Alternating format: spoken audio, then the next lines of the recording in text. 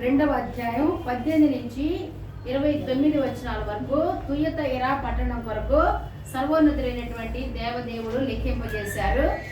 ఇందులో మరి చాలా విషయాలు ఉన్నాయి, చాలా సంగతులు ఇందులో దాచబడి ఉన్నవి.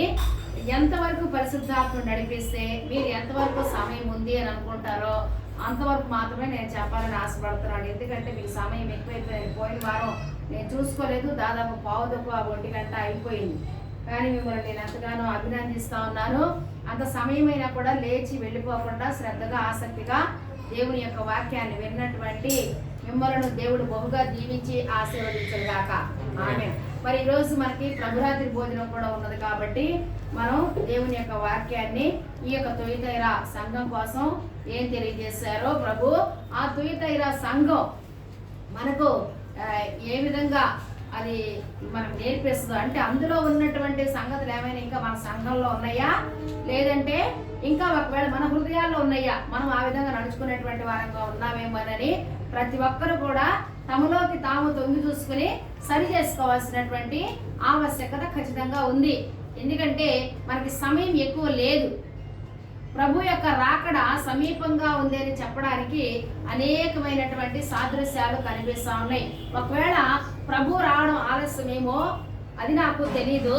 ఎందుకంటే అది తండ్రికి మాత్రమే తెలుసు అని యేసుక్రీస్తు ప్రభు వారే ఆయన తెలియజేశారు. కాబట్టి నేనే పాటి దాన్ని నేనెవరిని తెలియజేయడానికి. కానీ ఒకవేళ మన ప్రాణం పోకడ ఎప్పుడో తెలియదు. ప్రభు యొక్క రాకడ మన ప్రాణం పోకడ తెలియదు.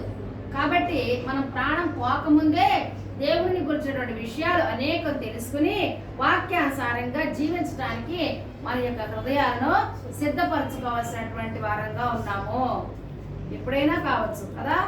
ఓ నా ప్రాణమా తినుము తాగుము సుఖించుము అన్నటువంటి వారితో దేవుడు మాట్లాడినటువంటిది ఏంటి?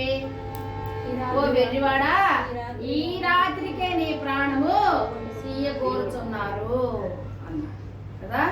అంతే, ఎప్పుడు ఎవరి ప్రాణం పోద్దో తెలియదు. యాకోబు తాను చెప్పాడు, మీ జీవం ఏ పాటిది ఇంతలో కనబడి అంతలో మాయమైపోయే ఆవిరి వంటిది. మన జీవితాలు ఆవిరి వంటి.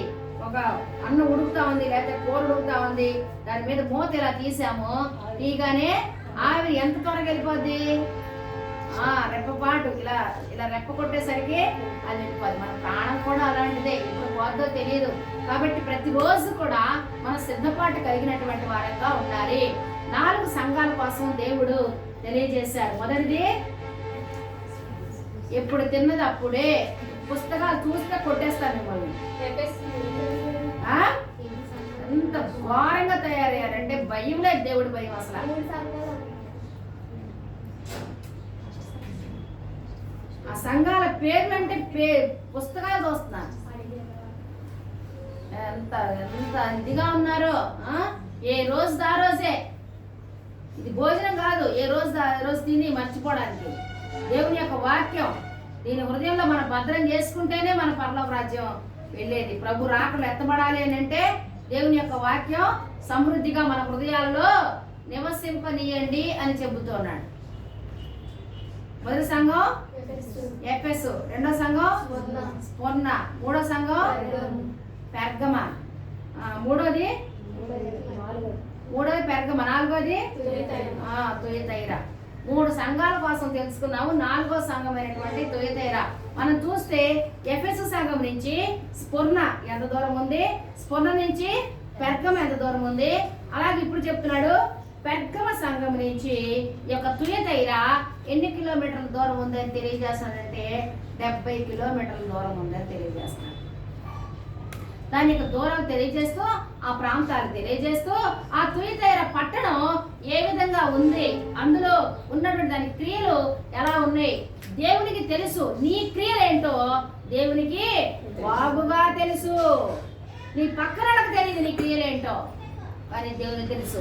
ఆయన అంటున్నాడు, నీ క్రియలు నాకు తెలుసు, నీ ప్రేమ నాకు తెలుసు, నీ విశ్వాసం నాకు తెలుసు, నీ పరిచర్య నాకు తెలుసు, నీ సహనము కూడా నాకు తెలుసు, నేను ఎరుగుదునంటే నాకు తెలుసు అని అంటా ఉన్నాడు. నీ మొదటి క్రియల కన్నా నీ కడపటి క్రియలు, అంటే చివరి క్రియలు, అంటే ప్రభు రాకడ సమీపమైంది అన్నారు కదా, ఇప్పటి నుంచి నీ క్రియలు ఏ విధంగా ఉన్నాయి అనేటువంటి అనేటువంటిది దేవుడు స్పష్టంగా పరిశీలించేటువంటి వారుగా ఉన్నారు. అంటే నువ్వు వాక్యానుసారంగా జీవిస్తున్నావా, వాక్యానుసారంగా కాకుండా నీ ఇష్టానుసారంగా జీవిస్తున్నావా?